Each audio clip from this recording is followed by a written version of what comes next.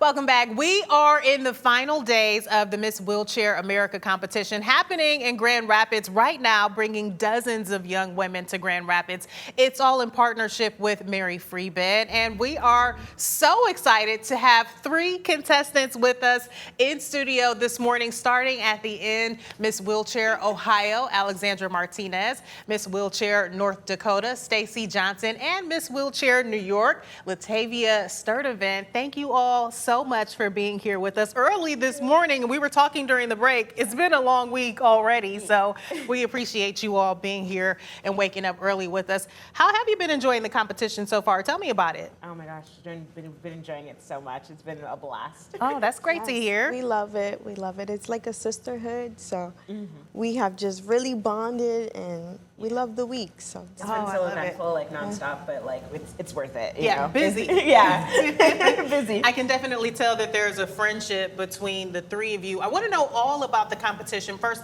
how do you get involved? How are you able to compete? Let's start with that. Okay, so there's a state competition.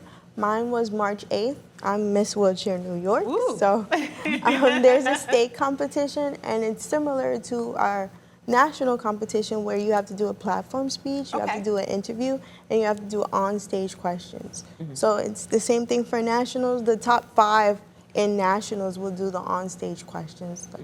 And it's been a really big, wonderful experience for, I would say, all of us. Yeah, definitely. Good, and then once we do our state competitions, we usually are already, going to Miss Wheelchair America, and we have to write an essay and, enter like a whole application to like get prepared for Miss Wheelchair America. Yeah, well, I mean, it sounds thing. like things that you're having to like prepare for in terms of answering questions, giving different speeches. And so what kind of preparation, Stacy, like how long are you preparing for this before the actual competition? Yeah, it's been several months, and my situation with my state is a little bit different.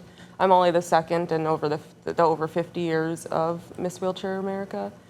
So there's not very much awareness in my state, so that's what I'm trying to bring as well with my platform, that we definitely need advocates from the entire country. Absolutely, that is great to hear. Tell me more about your platforms. What did you choose to sort of bring awareness to in your roles in the competition? So mine is breaking barriers through education and leadership, and that is because I'm a licensed speech-language pathologist in the state of New York and Maine, an adjunct professor. I have my own podcast as well, but I'm also a certified lead advocate. Okay, what else? Let's just keep going. The list keeps going. I love it. That's it, I promise. But I'm really big on education, so I believe if we start young, then you won't be able to see differences, but also in my state and as well as nationally, there's been a durable medical equipment crisis. So durable medical equipment is things like braces, wheelchairs, breast pumps, and we're losing our independent providers in that space. And so now we have only 2 national conglomerates, which means it takes longer wait times for our wheelchairs to get repairs. So even though we have a system that is pushing us forward and pushing us out there, the system can also hold us back. So it's all about systemic inequality and societal misconceptions as well. Wow, such important messages here. Alexandra, how about you? So my platform is called Dancing Through Disability, and it's about the therapeutic benefits of dance.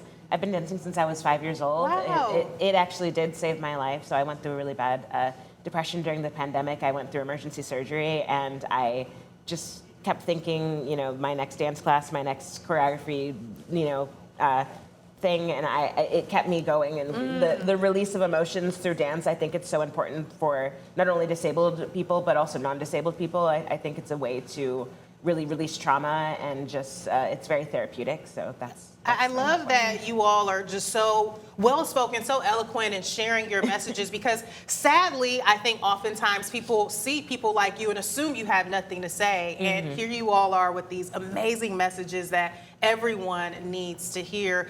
As comfortable as you are sharing your stories about how you got into the wheelchair and how that has impacted your life, I think it's important for people to hear and understand those messages too, as comfortable as you're sharing that story.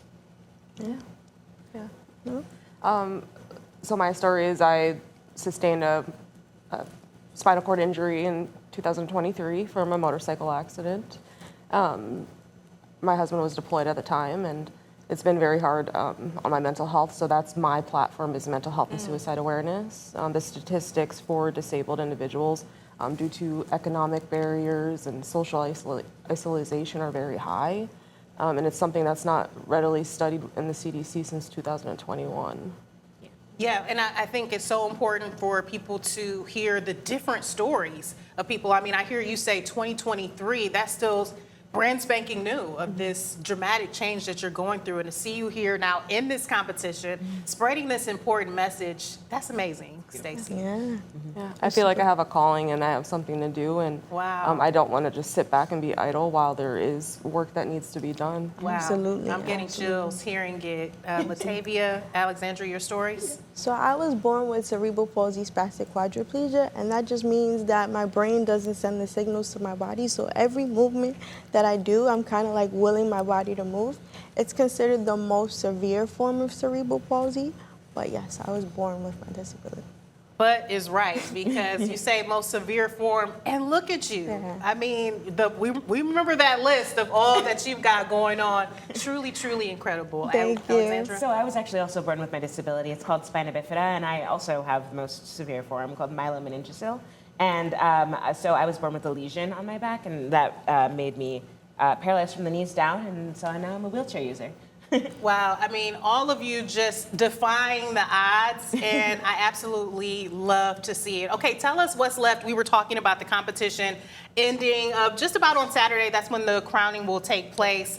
What's left of the competition? There's a part happening tonight, you mentioned. Yes, speech You night. all feeling nervous? Are Yes. you ready? Yeah, What? I'm nervous. I know from talking to you all this morning, you all got this. Thank you. Thank you. So Yeah. tell us what's left of the competition. Well, it would be speech night is tonight, and then Saturday is crowning night. So And speech night, we have to do a 2-minute speech, and it has to be memorized. So you know, Oh. it's a little complicated Yeah, thing that we I have would to say so. be, on stage and like with all the lights and all the people, and be like, what do we have to say, and Yeah. remember what we have to say. So it's a little nerve-wracking, but fun. And then crowning ceremony, that's like a top 5 will be chosen, and then we'll see who wins Miss Wheelchair America. some of us still have questionnaires with the panel of judges Okay. as well. Oh, so- yes.